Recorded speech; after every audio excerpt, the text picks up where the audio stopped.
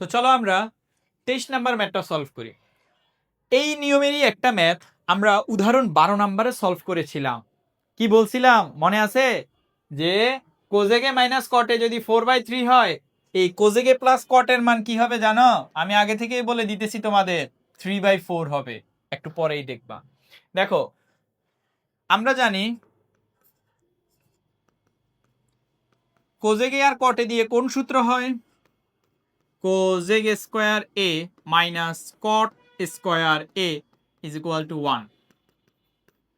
কোজেক A তার whole square cot A is equal 1।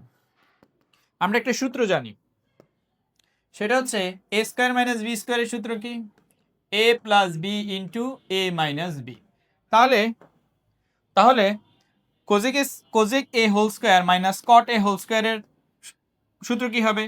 ওই সূত্র অনুসারে cosec A plus cot A আর cosec A minus cot A is equal to 1।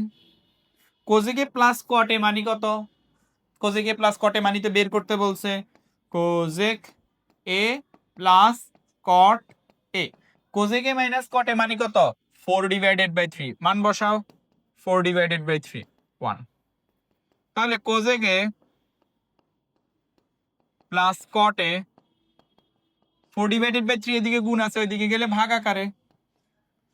তাহলে cosec A plus cot A 1 into এই হরটা লবে চলে যাবে, লবটা হরে চলে আসবে, 3/4। সুতরাং কোজেক A plus cot A is equal two 3/4। দেখো আমি বলেছিলাম না প্রথমে এটার উত্তর 3/4 হবে? হয়েছে 3/4। এই ম্যাথটা এমসিকিউতে আসলে এখানে 4/3 দেখছো, এখানে কি হয়ে যাবে? শুধু হরটা লবে চলে যাবে আর লবটা হরে চলে আসবে, দ্যাট মিন্স উল্টে যাবে। তো এখানেই হচ্ছে এই 23 নাম্বার ম্যাথটা শেষ।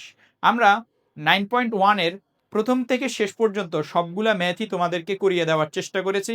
তোমরা যদি কোনো ম্যাথ না বুঝো তোমরা কমেন্ট সেকশনে জানিয়ে দিবে, আর যেসব জায়গায় বুঝবে না ইনশাল্লাহ কমেন্ট সেকশনে জানিয়ে দেওয়ার পর আমরা ওই জিনিসগুলা আবারও হচ্ছে তোমাকে সলভ করে দেখিয়ে দিব। খোদা হাফেজ, ভালো থাকো, আর মনোযোগ দিয়ে এই অধ্যায়টা করতে হবে। এই অধ্যায় থেকে কিন্তু এসএসসিতে একটা সৃজনশীল আসবেই আসবে, একদম 100% শিওর।